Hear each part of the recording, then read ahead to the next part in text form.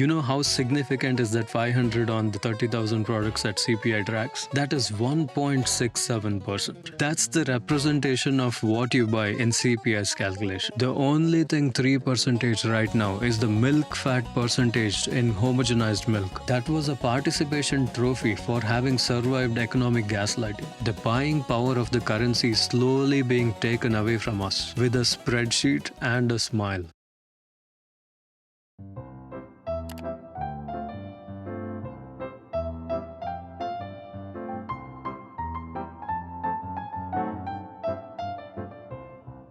Every January, April, or in June, whatever be the financial calendar year, the corporations give out a generous raise, 2%, 3%, maybe 4%. The employees feel like responsible adults until they walk into a grocery store and realize the raise just bought them half of a Starbucks drink and one strawberry. That's because the salary increase is tied to something called CPI or Consumer Price Index, which in plain English is the government saying, relax, no need to panic, everything is just fine.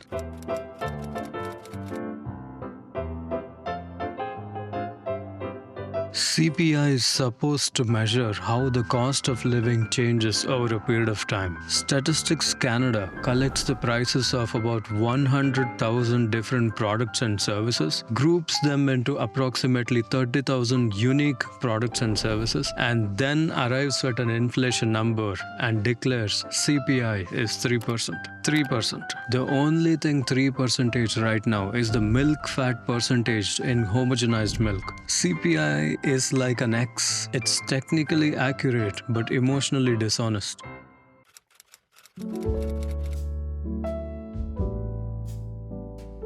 Now let's try to understand how this magic trick really works. First up, you got the home prices. If your house doubled in price, CPI doesn't care because resale homes aren't included in the calculation. So when the home prices explode like it recently did, CPI doesn't ask, can a normal person still buy a home? Instead, it asks, how much does it cost to paint your walls this year? Which means, if life is a game, the single biggest expense, which is the housing, is treated like a non-playing character in the government's console. While your dream house turns into a fantasy novel, CPI calmly tells you, everything is fine because the cost of drywall has still remained the same. For an individual, this is brutal because whether you're buying your first home or just trying not to move every single year, house prices will determine your entire financial trajectory. The job choices, the stress levels, the commute, the entire future, it's all dependent on house prices. CPI looks at all of this and says, that's interesting, but have you considered the change in price of paint? Secondly, substitution bias. When beef gets too expensive, CPI assumes you switch to beans. Maybe I'm exaggerating a bit there. CPI doesn't assume you switch to beans. Maybe it assumed you're gonna switch to a different kind of meat. Maybe crow meat.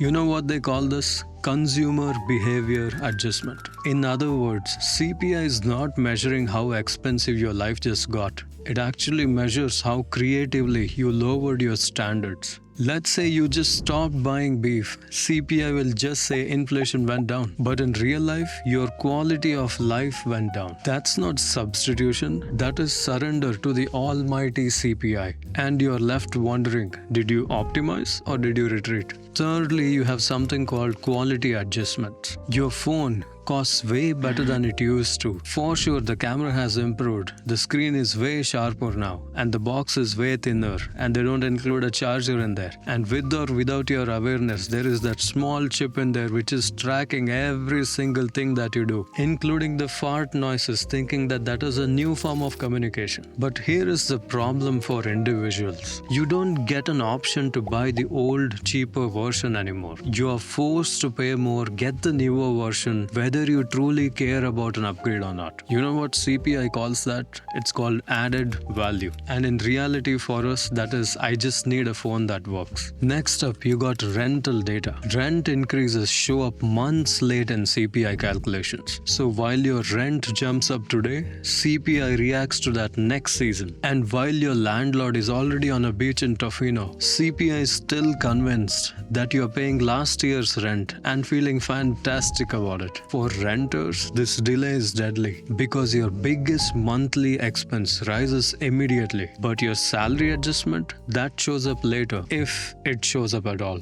And finally, you got something called national averaging. Toronto and Vancouver, they are on fire, but CPI averages it with a place where inflation is just good weather and good vibes. So in case you're living in an expensive city, CPI politely tells you, yeah, things are bad, but somewhere else things are better, so it evens out. Congratulations on being average out of reality. Your bills don't care about national averages, and your landlord doesn't accept statistically reasonable as a form of payment.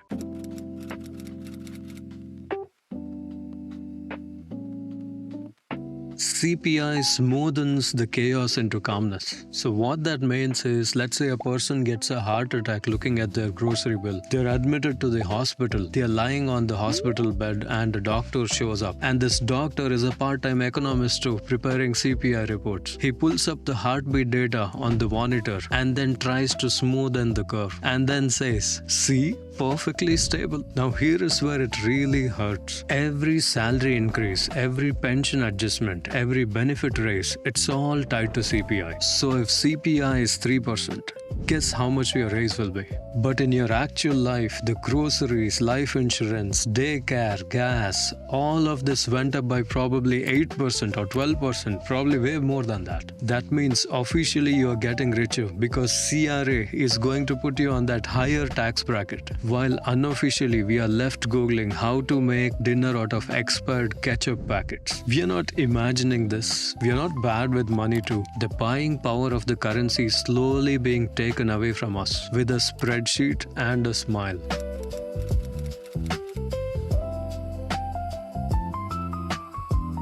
Now let's talk about why CPI never feels like our life. I made a small experiment gathering information from real people and also taking the help of OpenAI, that is ChatGPT, as well as Grok AI. I categorized Canadians into two. The first part is an ordinary Canadian earning less than 100,000 Canadian dollars as family income in a year. The second category of people is the extravagant Canadian earning more than 100,000 Canadian dollars in a year. An average Canadian buys 1,000 unique products and services in a given year. And for an extravagant Canadian, it goes up to 2,000 unique products and services in a given year. CPI calculation includes 30,000 unique products and services. That means for an ordinary Canadian, the 1,000 unique products and services that they buy translates to 3.33% of entire CPI basket. That's the representation of what you buy in CPI's calculation. Even if you were to consider what an extravagant Canadian buys, it's what, 2,000 products? 2,000 by 30,000 is still 6.67%. And here is where it gets real. You don't buy all of these 1,000 products regularly. If you go deeper and understand how many you truly buy, it ends up to 500 products and services being bought regularly. This is for an average Canadian. You know how significant is that 500 on the 30,000 products that CPI tracks? That is 1.67%. Now let's compare that with what happens with an extravagant Canadian. Out of the 2,000 products that they buy, it's only 1,000 products that they buy regularly, and that represents to 3.33% of CPI basket. The reason why I'm focusing on the word regularly is because you have more exposure to the price increases on the things that you buy regularly than the things that you buy once a year. So what does all of this truly mean? Your personal inflation is being compared against a fictional human being who will buy everything but feels nothing. That's why inflation feels worse. It's not really a feeling, it's just basic mathematics. That means CPI doesn't really measure an individual's life, it measures national denial.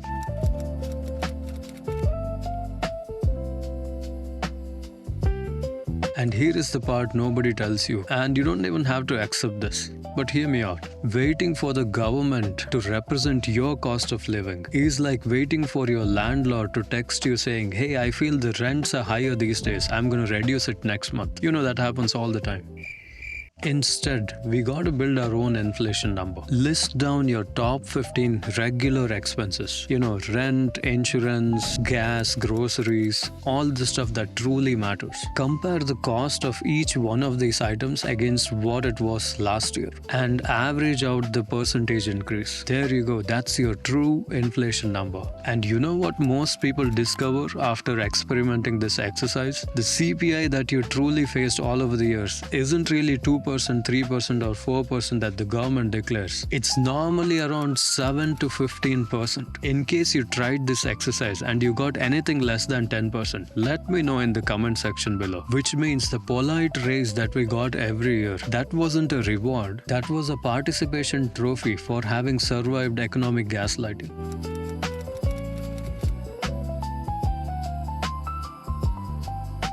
Now let's zoom out a bit. CPI isn't evil, it's just convenient. The governments like it because it keeps the policy calm. The corporations like it because it keeps the wages frozen in line with inflation. And what about us? We are the ones paying for the illusion every time we swipe our cards in grocery stores. It's like being told the ship isn't sinking, it's just that we redefined what water means.